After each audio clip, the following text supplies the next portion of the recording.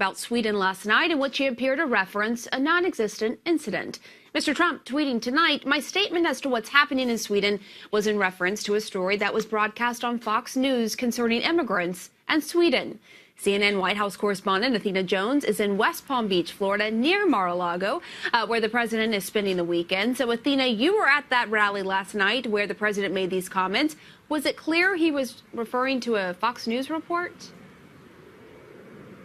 Hi, Pamela. No, it was not at all clear that he was referring to a news report of any kind. He seemed to be referring to a terror incident that took place in Sweden on Friday night. Let's just go ahead and play what he had to say, and then you can decide what it sounds like he was trying to talk about. Let's play that. You look at what's happening in Germany. You look at what's happening last night in Sweden.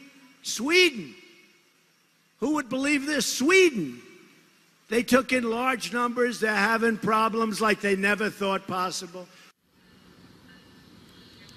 And so he groups Sweden in with other countries where there have been terror attacks. There, of course, has not been a major terror attack in Sweden. The president later clarifying that he was referring to a report he saw Friday night, a report on Fox News. Here is that segment that aired on Friday night. Go ahead and play that. We'll talk about it on the other side. Perhaps no nation on earth is more committed to accepting foreign migrants and refugees than Sweden.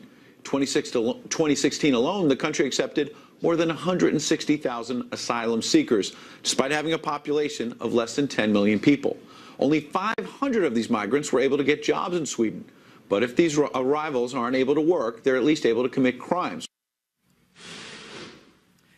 That segment went on to include an interview with a documentarian who says that the Swedish government has been covering up a series of violent crimes committed by refugees.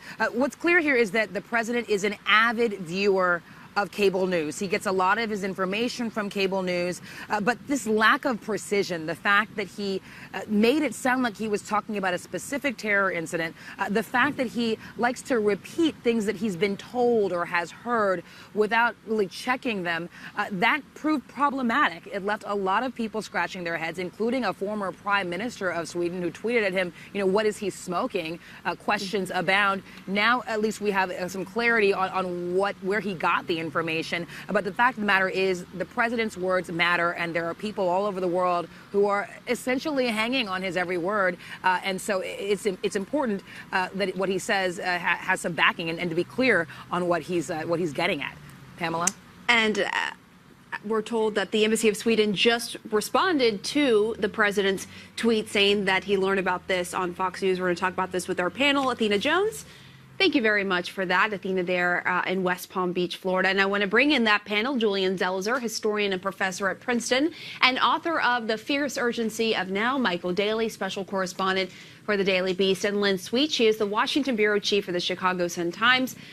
Julian, to you first. As I just pointed out, the Swedish embassy has responded to President Trump's clarification, tweeting, "We look forward to informing the U.S. administration about Swedish immigration and integration policies." Do you think President Trump understands the possible ramifications that can come from his statements, particularly when he's talking about other countries? Well, I don't know if he understands it or not, but he and his people surrounding him need to. Presidential rhetoric matters, and a few words can make a big difference. And here we see, with one speech, with a little part of that speech, he's now caused this diplomatic back and forth. And we've seen historically how the words of presidents can have consequences. So he'll need to do more than simply hear a story in passing and then repeat that in a national address, which it ended up being. And Lynn, what do you say to those who blame the media for making a mountain out of a molehill, for taking his words so literally, as in last night? I mean, what do you say to those supporters of Trump who claim that? Well, I say to those supporters, the accuracy of a statement is still something that is of value. And the Swedish newspaper Aftonbladet, a leading newspaper, actually printed something in English with the headline and saying, in English, "This happened in Sweden last night, Mr. President." And they went on to list incidents, including a driving while intoxicated in Stockholm, to show that there was no terrorist incident last night.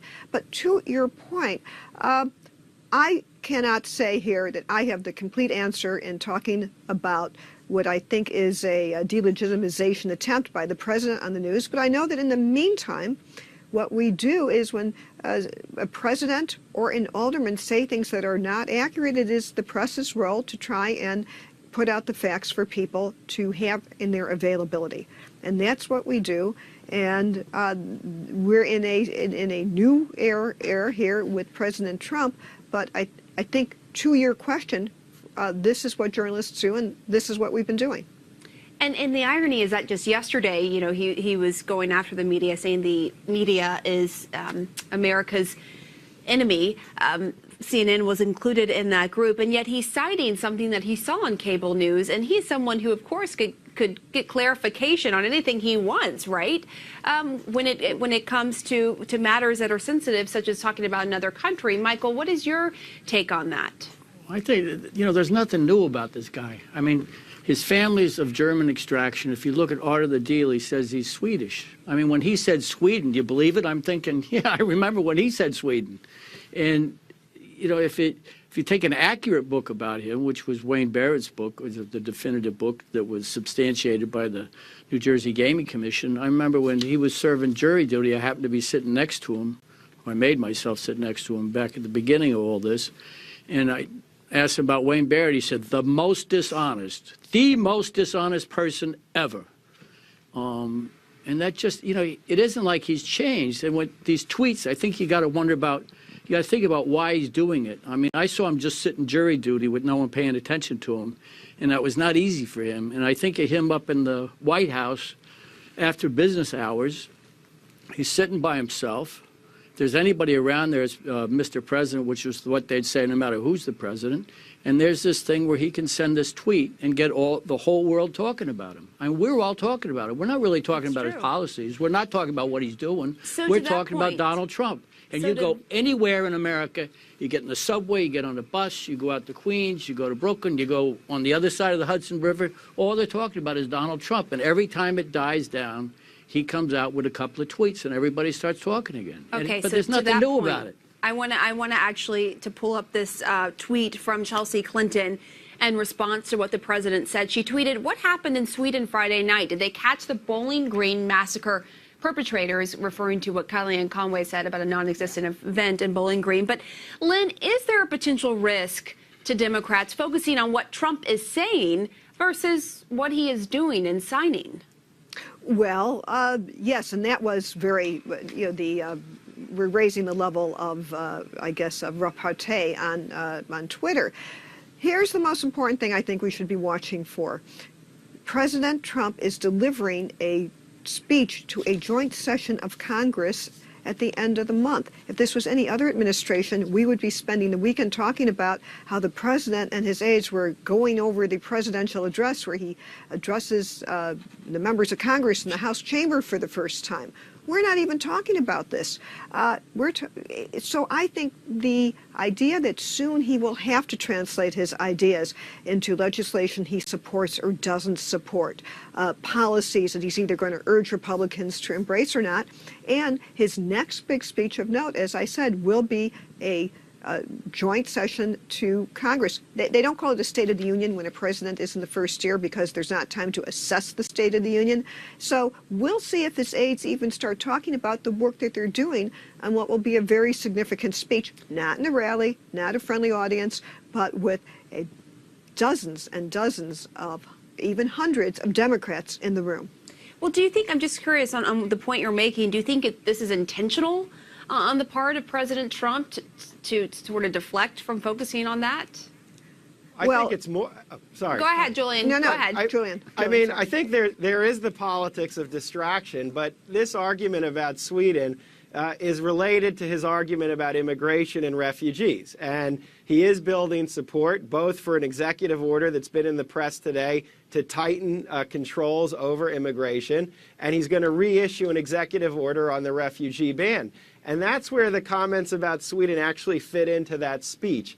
And so I think that's where the rhetoric does matter, because he's trying to nurture support with his base and even beyond his base for why these policies need to stand. And that's why they have to be taken seriously beyond simply being a distraction.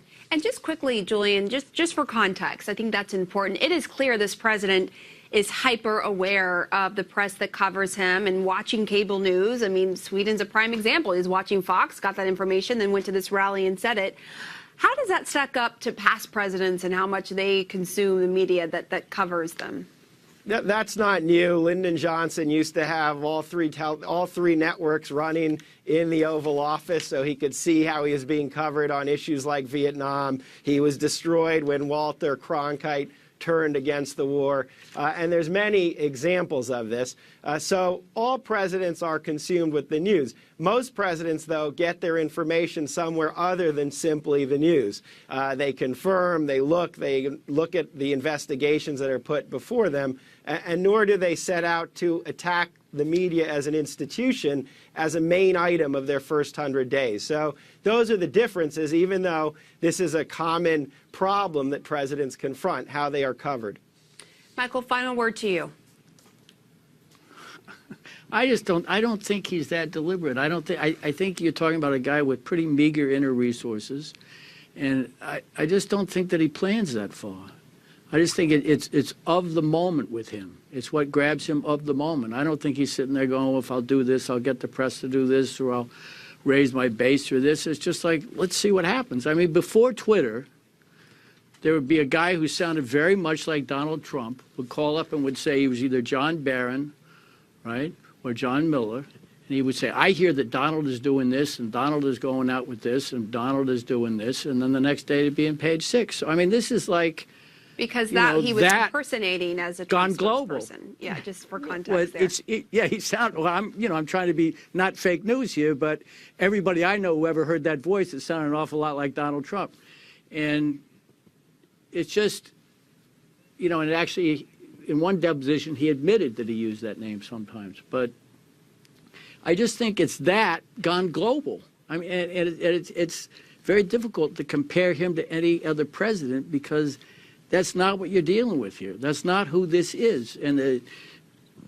But when it starts turning serious is when you see the people who are affected by that.